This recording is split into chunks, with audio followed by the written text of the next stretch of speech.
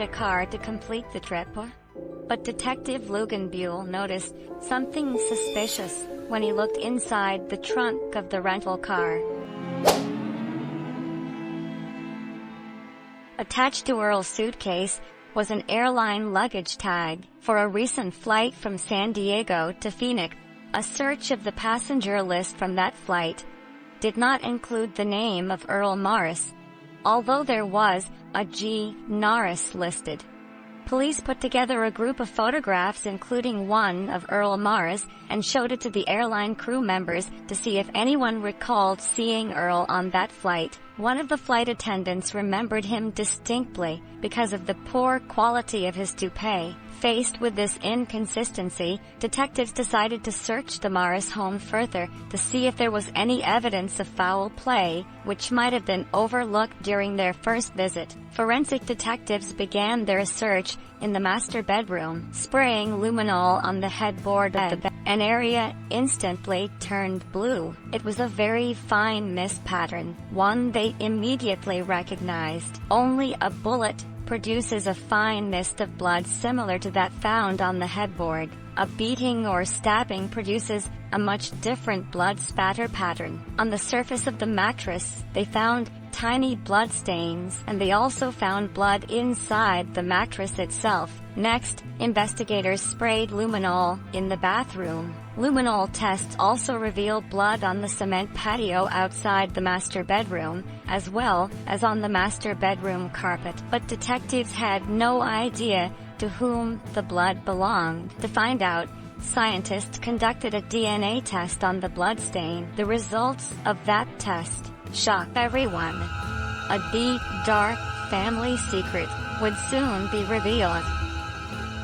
Police suspected that the bloodstain found in the Morris' bedroom belonged to Ruby Morris, but there was no blood from the body to match the blood in the bedroom. But science can often identify a bloodstain by using DNA testing. By analyzing the DNA from children, for example, scientists can tell whether the bloodstain would have come from a parent. Since children get half of their DNA from their mother and the other half from their father, a DNA profile of the children and from one of the parents can give scientists enough genetic information to identify the DNA profile of the other parent, even without a blood sample. If the DNA profile of the missing parent matches the DNA profile of the bloodstain, scientists will then analyze the DNA from a missing person's siblings to confirm their findings. When scientists compared Cindy Morris's DNA to the DNA from the bloodstain, they found one matching band. They also found one matching band when comparing the DNA profile of Ruby's brother to the bloodstain, but scientists noticed something peculiar. When they compared Earl Morris's DNA to the DNA profile of his daughter, Cindy, there were no matching bands. Earl Morris was not Cindy's biological father. When they compared Earl Morris's DNA to his oldest child, Randy, they discovered the same thing. Earl was not Randy's biological father either. Randy's DNA matched that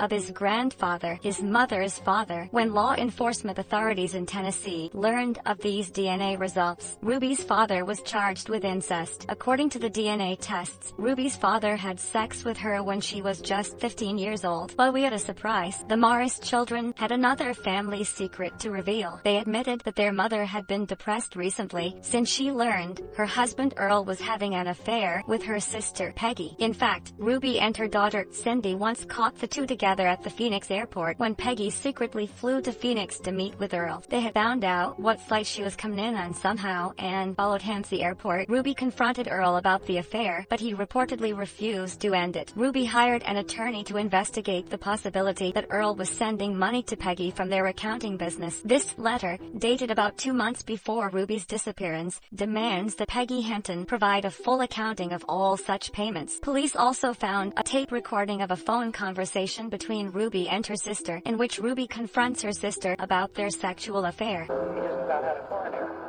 Well, you know that when I take the volume call, with your name off all this stuff, then you're going to get noticed. Peggy admitted to police that she had planned to meet Earl in San Diego shortly after Ruby disappeared, but missed her flight. But police knew Earl had been in San Diego, not only because of the baggage claim tag on his suitcase, but they also found his car in the airport parking lot. The car appeared to be clean, but when luminol was applied to the inside of the vehicle, the floor of the passenger side revealed a huge blood stain, so much blood that the individual it came from would almost certainly be dead. A DNA analysis of the blood in the car revealed that it matched the blood stain found in the Morris's bedroom, which scientists concluded belonged to Ruby. All these things were leading that the clue was here, in a San Diego marina. The Morrises owned a boat which was stored there. Marina employees told police that Earl Morris was at the marina on June 5th and had taken the boat for a ride. When police went to search the boat, they discovered it was missing. The Coast Guard was asked to help locate the missing boat, and they told police about a mysterious fire on a boat about the same size, which burned and sank 13 miles offshore from the San Diego marina. This is actual footage of the fire taken by a television news crew. There were no survivors, no people anywhere inside. The first thing was unusual with the way it burned. It burned pretty much from the center out. Normally the fires start in either the engine room or the fuel compartment, and it just looked very suspect right from the beginning. But by the time the Coast Guard arrived, the boat was so badly burned that they couldn't read the name or registration number. The trailer for Earl Morris's boat was found abandoned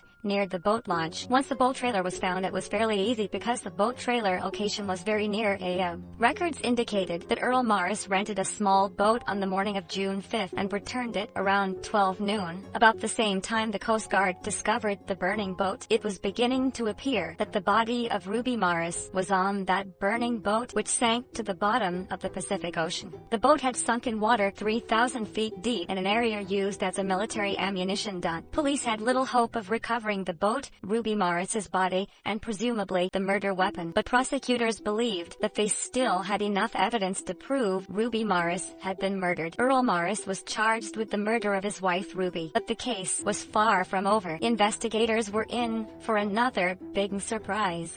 Earl Morris's defense would be a challenge for forensic science. In 1991, Earl Morris went on trial for the murder of his wife. The prosecution first had to convince the jury that a murder had taken place since there was no body. We had to build a case. According to the prosecution, Earl Morris entered the master bedroom early on Saturday morning, June 4th.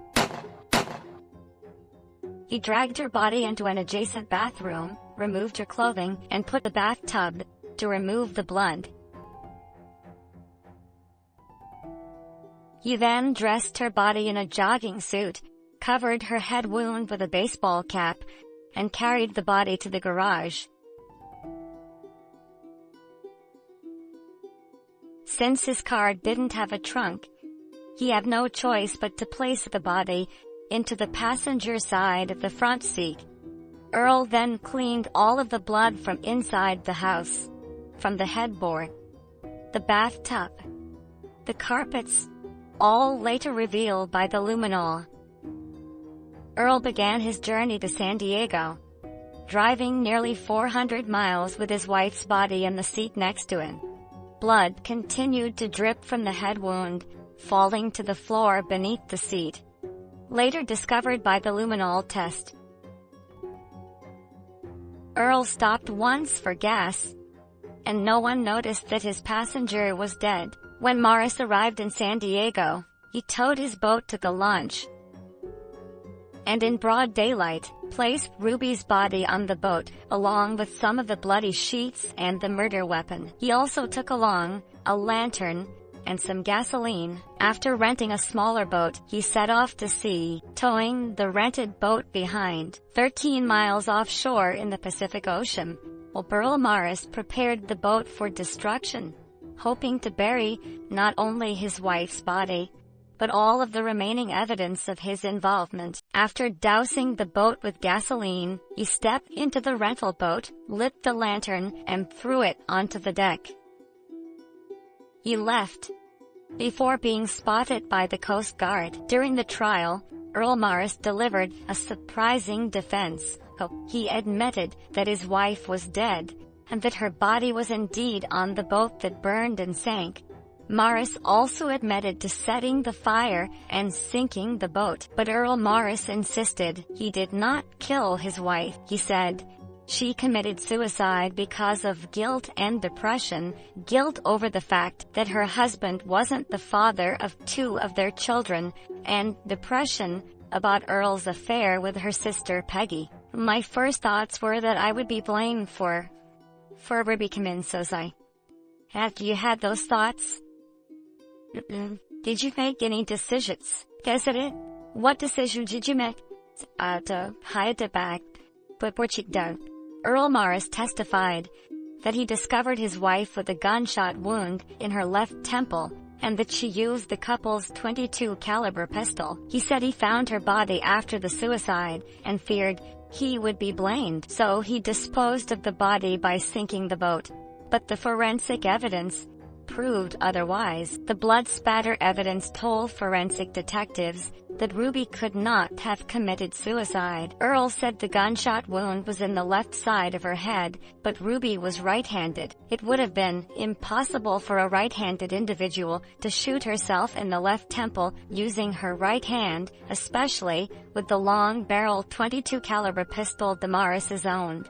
But the strongest argument came from the blood spatter evidence on the headboard. The blood patterns revealed 2 layers of spatter, one on top of the other. This told forensic experts that there were 2 shots. One shot could not have caused the distribution of 2 separate patterns. There were actually 2 separate patterns going at 2 different angles that are not, you cannot create that in one shot. And a person committing suicide does not shoot twice to the head. The jury saw Earl Morris's last-minute claim of suicide as just one more lie. He was convicted of murder and sentenced to 25 years to life. No body, no gun, no confession. The science gave us Ruby Morris and gave us the corpus delicti. If it had not been for the blood in the car and the DNA testing, I wouldn't be sitting here talking to you today. Earl Morris would be a free man.